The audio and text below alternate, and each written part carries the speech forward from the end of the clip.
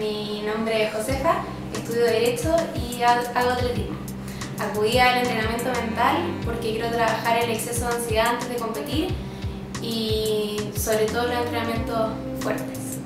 Bueno, desde el entrenamiento mental hay muchos factores que se pueden trabajar y el que nos ha contado Josefa es justamente uno de los factores o de las variables que más se trabaja desde el punto de vista del trabajo psicológico y que tiene que ver con la ansiedad. Prácticamente hay un alto porcentaje de deportistas presentan altos niveles de ansiedad ante la competencia y en el caso específico de algunos además afecta muchísimo el rendimiento deportivo. El tema de la ansiedad es muy importante manejarlo porque nosotros los psicólogos que trabajamos en el ámbito del deporte diferenciamos que el deportista a veces presenta una ansiedad que se denomina ansiedad de estado, cuando solamente los síntomas se presentan en momentos previos a una competencia. Cuando es así, además el deportista puede manifestarlo de distintas maneras. Pueden haber manifestaciones fisiológicas, pueden haber manifestaciones motoras y pueden haber manifestaciones cognitivas. En tu caso, Josefa, ¿qué sentías un poco en términos de la ansiedad? ¿Cómo te afectaba? ¿Cómo te diste cuenta que era un tema que era importante trabajarlo? La verdad es que yo me di cuenta que a la hora de competir siempre habían cosas que me bloqueaban, me sentía mal, dormía mal la noche anterior, me costaba comer, almorzar y al final traía una frustración después de competir porque no se reflejaban los entrenamientos en las competencias. Entonces la psicología deportiva me apoyó a ayudar en eso, a tomar mayor confianza y poder plantearse objetivos para poder llegar a una mejor competencia. Lo que Josefa nos acaba de decir efectivamente es un poco lo que se produce normalmente con el tema de la ansiedad. Primero que todo, ella presenta una ansiedad de estado, es decir, es una ansiedad solamente referida en términos de la competencia. A diferencia de otros deportistas que además de presentar una ansiedad de estado tienen una ansiedad rasgo, es decir, presentan los síntomas de ansiedad permanentemente. Acá vemos que claramente las dificultades en torno a la ansiedad se presentan solo cuando ella se enfrenta a un evento competitivo.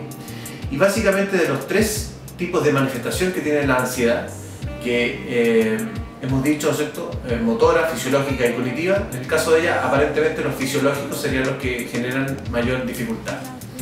Por otro lado, es importante que ustedes sepan, auditores de Más Running, que en general la ansiedad no solo afecta al rendimiento, o sea, afecta con síntomas específicos el momento de la competencia, sino que además afecta mucho el tema de la autoconfianza. Y tal como dice ella, claramente cuando uno está con un nivel alto de ansiedad, además automáticamente baja el nivel de autoconfianza. Por lo tanto, es un tema que de todas maneras debemos trabajar y controlar. En tu caso específico, ¿cómo ha sido el trabajo en torno a tratar de manejar y controlar mejor el tema de la ansiedad? Principalmente lo hemos hecho a través de dos trabajos. En primer lugar, la relajación antes de competir, los días antes, y a través de la visualización, que es principalmente visualizar la carrera o el entrenamiento que hay que hacer, y lo más parecido a cómo se va a realizar el evento para poder luego llevarlo a la práctica cuando toque hacerlo realmente. Estas técnicas las he aplicado después de no haber corrido durante harto tiempo y la verdad es que me sirvieron harto. Logré controlar sobre todo los síntomas que tenía los días anteriores a la carrera. Pude dormir bien, tomar desayuno, cosas que en verdad antes eran imposibles. Y lógico que es un trabajo que requiere tiempo y no es inmediato, por lo tanto hay que trabajar en él y dedicarle tiempo.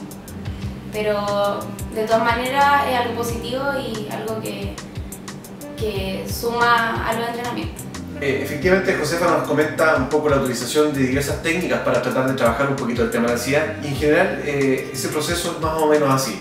Es decir, los síntomas de ansiedad que se pueden experimentar, se ha comprobado que se pueden experimentar hasta 2 semanas antes de un evento.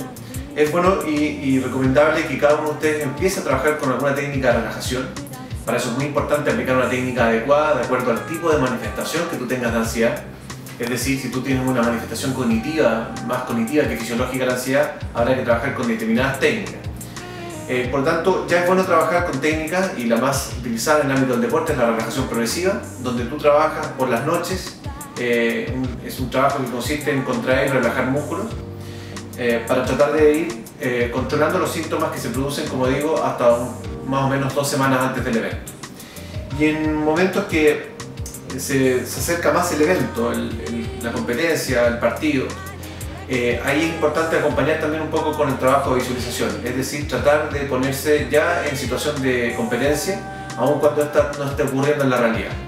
Esto sirve mucho para ayudar a trabajar el control emocional de las situaciones que van ocurriendo, y de esa forma, cuando uno ya está en ámbito competitivo, efectivamente ni el cuerpo ni la mente como que sienten que es algo novedoso y por tanto no genera esta situación de ansiedad.